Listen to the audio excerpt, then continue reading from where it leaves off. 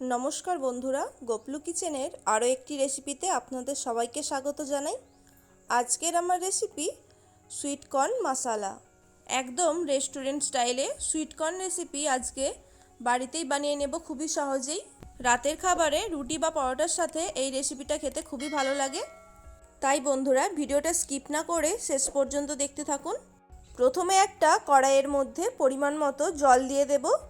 ওই জলের মধ্যে দিয়ে দেব হাফ টিস্পুন পরিমাণে লবণ জলের সাথে ভালো করে মিশিয়ে দিয়েছি।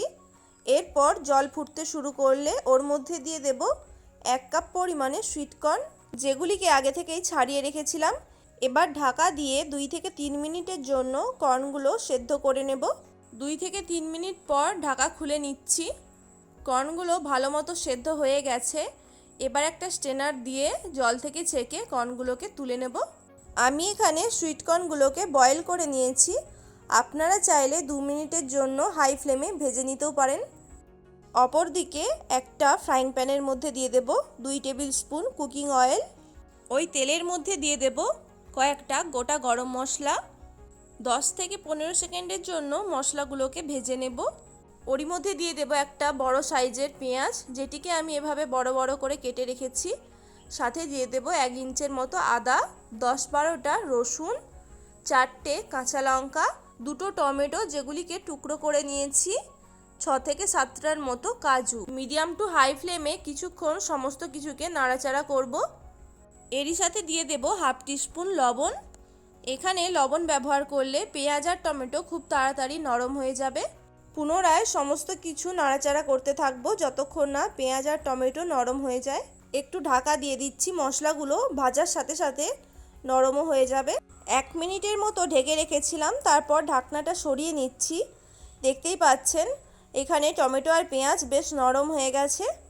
এই পর্যায়ে এবার এর মধ্যে দিয়ে দেব হাফ টিস্পুন হলুদ গুঁড়ো, হাফ টিস্পুন লঙ্কার গুঁড়ো, হাফ টিস্পুন জিরে গুঁড়ো, আর সাথে দিয়ে দেব হাফ টিস্পুন ধনে গুঁড়ো। সমস্ত কিছুকে ভালো করে মিশিয়ে নিচ্ছি। এখানে কিচেনের কিছু কমন মশলাই ব্যবহার করেছি। এবার এখানে 1 কাপের মতো আমি জল দিয়ে দেব আর মশলাটাকে একটা গ্রেভি আকারে তৈরি করে নেব। জল দিয়ে সব কিছুকে ভালো করে মিশিয়ে দিচ্ছি। এবার ঢাকা দিয়ে মিডিয়াম ফ্লেমে সমস্ত মশলাকে নরম করে নেব। 1 থেকে 2 মিনিট পর ঢাকাটা খুলে নিয়েছি। এখানে দেখুন সব মশলাগুলো বেশ নরম হয়ে গেছে আর গ্রেভির জলটাও অনেকটা শুকিয়ে গেছে। এবার গ্যাসের ফ্লেমটা অফ করে এগুলিকে ঠান্ডা হতে দেব। মশলাটা কিছুক্ষণ ঠান্ডা করে নেওয়ার পর একটা মিক্সিং জারের মধ্যে দিয়ে দিচ্ছি। এখানে সুইটকর্ন মশলা বানানোর জন্য মশলাটাকে ব্লেন্ড করে নিতে হবে খুব ভালোভাবে। মিক্সিং জারে ঢাকা লাগিয়ে একটা স্মুথ পেস্ট বানিয়ে নেব। সুইটকর্ন মশলার জন্য মশলাটা আমার এখানে ব্লেন্ড করে নেওয়া হয়ে গেছে। এবার একটা বাটিতে আমি ঢেলে নিচ্ছি।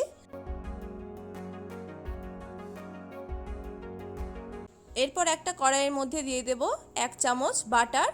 এখানে আপনারা সাদা তেল ব্যবহার করতেও পারেন। বাটার মেল্ট হয়ে গেলে ওর মধ্যে দিয়ে দেব হাফ টিস্পুন গোটা জিরে।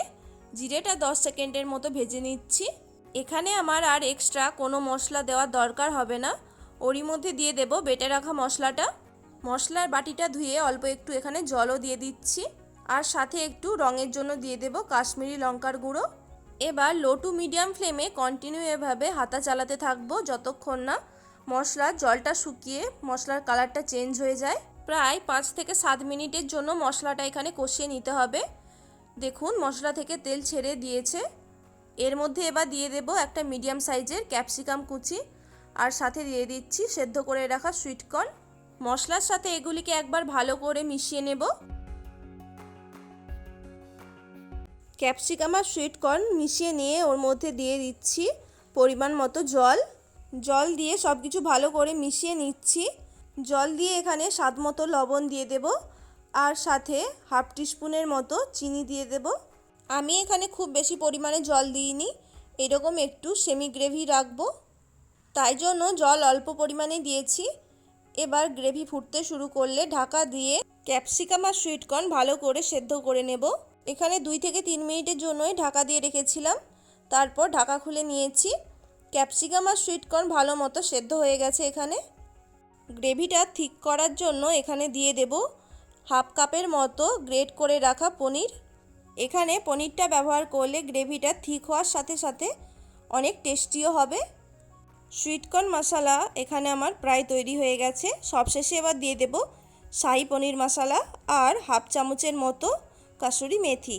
এগুলিকেও ভালো করে একবার মিশিয়ে নিচ্ছি। দেখুন বন্ধুরা, আমার এখানে রেস্টুরেন্ট স্টাইল সুইটকর্ন মশলা একদম রেডি হয়ে গেছে। এবার এটি রুটি বা পরোটা যে কোনো কিছুর সাথে খাওয়ার জন্য একদম তৈরি। সুইটকর্ন তো আমরা বেশিরভাগ চাট বানিয়েই খাই, কিন্তু এভাবে একবার গ্রেভি বানিয়ে খেয়ে দেখবেন, এর স্বাদ সত্যিই অতুলনীয়। রেসিপিটা ভালো লাগলে অবশ্যই একটি লাইক করে দেবেন, আর আমার চ্যানেলে নতুন বন্ধু হয়ে থাকলে প্লিজ চ্যানেলটিকে সাবস্ক্রাইব করে দেবেন। সবাই ভালো থাকবেন, সুস্থ থাকবেন। আজকের মতো ধন্যবাদ।